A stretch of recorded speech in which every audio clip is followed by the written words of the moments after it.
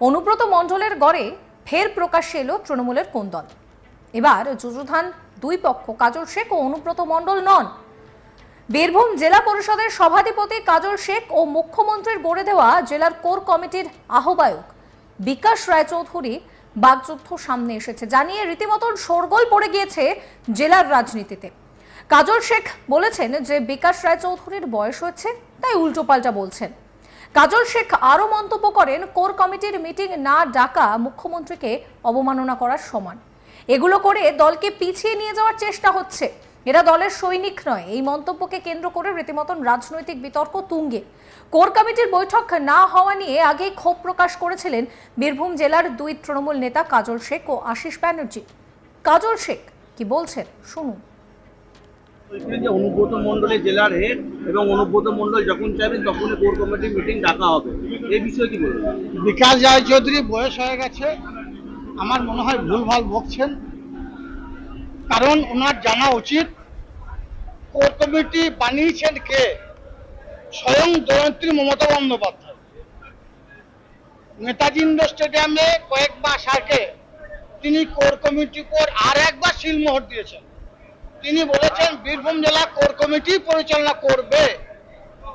যুবরাজ অভিষেক বন্দ্যোপাধ্যায় তৃণমূল কংগ্রেস দলের সাধারণ সম্পাদক, তিনিও কোর কমিটির প্রতি সিলমোহর দিয়েছেন। আমাদের রাজ্য তৃণমূল কংগ্রেসের সভাপতি সুব্রত বক্সী মহাশয়, তিনিও কোর কমিটির উপর সিলমোহর দিয়েছেন। এরপর কোর কমিটির ঊর্ধ্বে কোন নেতা আছে বা তিনি কাকে মমতা বন্দ্যোপাধ্যায়ের উপর বানাতে চাইছেন, এটা একমাত্র তিনিই বলতে পারবেন। এ বিষয়ে কোনো মন্তব্য করার মতো ক্ষমতা, দক্ষতা, যোগ্যতা আমার নেই। আমার মনে হয় দলনেত্রী কোর কমিটি তৈরি করে 23-এ নির্বাচন করেছেন। আহ্বায়ক বিকাশ রায়চৌধুরী ছিলেন। আহ্বায়ক কথাটার মানে উনি জানেন। আহ্বায়ক কথাটার অর্থ হচ্ছে উনি মিটিংটা ডাকবেন, উনি কোর কমিটির সদস্যদের একত্রিত করবেন, উনি গ্রুপে দেবেন কোথায় মিটিংটা হবে।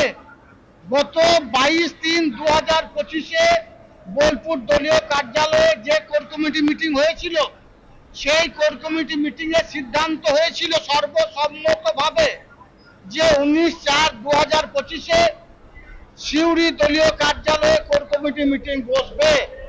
ওনার উচিত ছিল 19/4/2000 তারিখ আসার আগে কোর কমিটি মিটিং ডাকা। এটা ওনার ব্যর্থতা। ওনার ব্যর্থতা ঢাকতে মমতা বন্দ্যোপাধ্যায়ের উপরে কাউকে নেতা বানাতে চাইছেন, ওটা ওনার ব্যক্তিগত বিষয়। এই বিষয়ে বিকাশ রায়চৌধুরীর কোনো কথা হয়েছে? আমি কোর কমিটি মিটিং ছিল 19 তারিখে, তার আগে ফোন করেছিলাম, মিটিং ডাকার জন্য বলেছিলাম। উনি দেখবো করে কাটিয়েছেন। স্বভাবতই এই বিষয়গুলো আমরা সকলে রাজ্য নেতৃত্বকে জানাবো। কোর কমিটি বানিয়েছেন স্বয়ং দলনেত্রী মমতা বন্দ্যোপাধ্যায়, সিলমোহর দিয়েছেন স্বয়ং দলনেত্রী মমতা বন্দ্যোপাধ্যায়। 23-এ নির্বাচন কোর কমিটি করেছে, 24-এ নির্বাচন কোর কমিটি করেছে। কাটাকাটি খুনোখুনি রাহাজানি ছাড়াই বীরভূম জেলায় অভাবনীয় রেজাল্ট করেছে। স্বভাবতই কোর কমিটি তিনি বলবৎ রেখেছেন। আমার মনে হয় বীরভূম জেলায় বিভিন্ন জায়গায় যেসব দলীয় কর্মসূচিগুলো হবে, কোর কমিটি মিটিং এর সিদ্ধান্ত নেওয়ার পরেই সেই সিদ্ধান্তগুলো বা সেই কর্মসূচিগুলো করা উচিত বলে আমি মনে করি।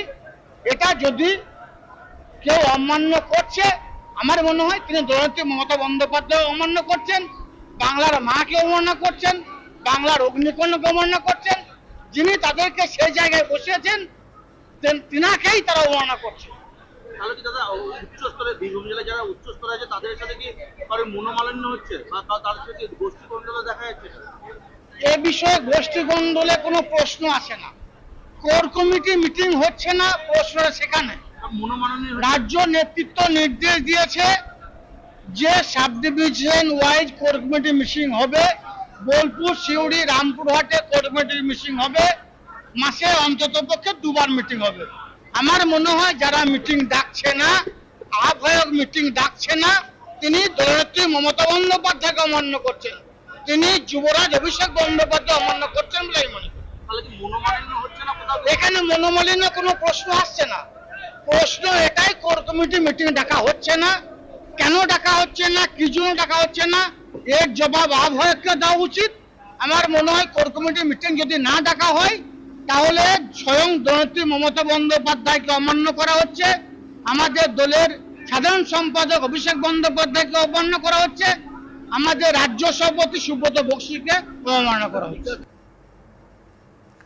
এবার কেন বৈঠক ডাকা হয়নি সে বিষয়ে স্পষ্ট বার্তা দিয়েছেন কোর কমিটির আহ্বায়ক বিকাশ রায়চৌধুরী।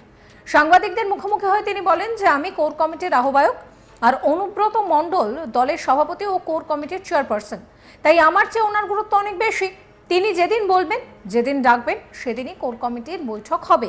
পাশাপাশি তিনি আরও দাবি করেন যে আগের কোর কমিটির বৈঠকে নির্দিষ্ট করে কোনো তারিখ ঠিক করা হয়নি। বলা হয়েছিল অনুব্রত মণ্ডল অর্থাৎ চেয়ারপারসনের সঙ্গে আলোচনা করে তিনি ফাঁকা থাকলে দিন নির্ধারণ করা হবে। কি বলছেন বিকাশ রায়চৌধুরী, শুনুন। পরিষ্কার ভাষায় বলি, কোর কমিটি মিটিংয়ে কিন্তু সেদিন যেটা আলোচনা হয়েছিল সেই আলোচনায় কিন্তু কোর কমিটি যে ওই ডেটই ফিক্সড হবে তা নয়।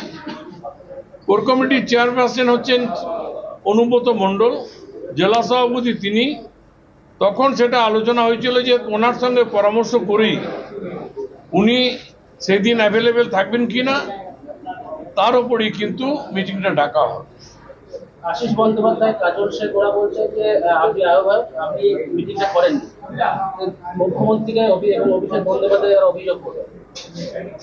দেখুন, কে কোথায় অভিযোগ করবে সেটা তার ব্যাপার। এটুকু বলতে পারি, চেয়ারম্যান হচ্ছে কোর কমিটির অনুব্রত মণ্ডল, আমি হচ্ছে কনভেনার। আমার থেকে চেয়ারম্যান নিশ্চয়ই অনেক ক্ষমতাশালী ব্যক্তি, ক্ষমতা তার বেশি। সুতরাং তিনি যে নির্দেশ যখন আমাকে বলবেন আমি তখনই, সে নিজে ডাকুক বা আমাকে দিয়ে ডাকাক, আমি তখনই ডাকুক। বারে বারে দেখা যাচ্ছে জেলা কমিটির মিটিং এ অনুব্রত মণ্ডল যখন ডাকছেন তখন কাজল শেখ আপনি যখন ডাকছেন তখন শেষবার কোর কমিটিতে কাজল শেখ অনুব্রত ছিলেন, অনুব্রত মণ্ডল এই যে দুজনের যে। দেখুন, আমরা খুব ব্যস্ততার মধ্যে থাকছি, আমি খোলাখুলি বলছি। সাংবাদিকরা অনেক সময় বলে, অনেক চ্যানেল আছে, তাদের পরিষ্কার একটাই কথা, আমাদের এই কবে কোর কমিটি হবে আর কবে আমাদের কি মিটিং হবে, আমাদের থেকে মাথা ব্যথাটা তাদের বেশি। এটা আমাদের ইন্টারনাল ব্যাপার, একটা দলীয় ব্যাপার। আমি আমার ঘরের কথা আমি সবাইকে বলবো কেন?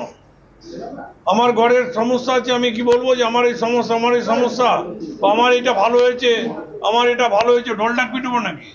যখন যেটা প্রয়োজন হবে, যেটা আপনাদের জানানো সেটা আমরা আপনাদেরকে জানাবো, যেটা আপনাদেরকে জানানোর মতো নয় সেটা আমরা জানাবো না এখানে। সুতরাং আপনাদের বেশি আপনারা চিন্তা করবেন। সঠিক সময়ে সঠিক জায়গায় নির্দেশ পরিষ্কার ভাষায় বললাম, নিশ্চয়ই বাংলাটা ভালো বোঝেন। সমস্ত খবরের আপডেটের জন্য আপনাদের নজর থাকুক আজ তাক বাংলায়। চ্যানেলটিকে সাবস্ক্রাইব করবেন, নোটিফিকেশন পেতে বেল আইকনে ক্লিক করবেন, ফলো করতে ভুলবেন না আজ তাক বাংলার হোয়াটসঅ্যাপ চ্যানেলও।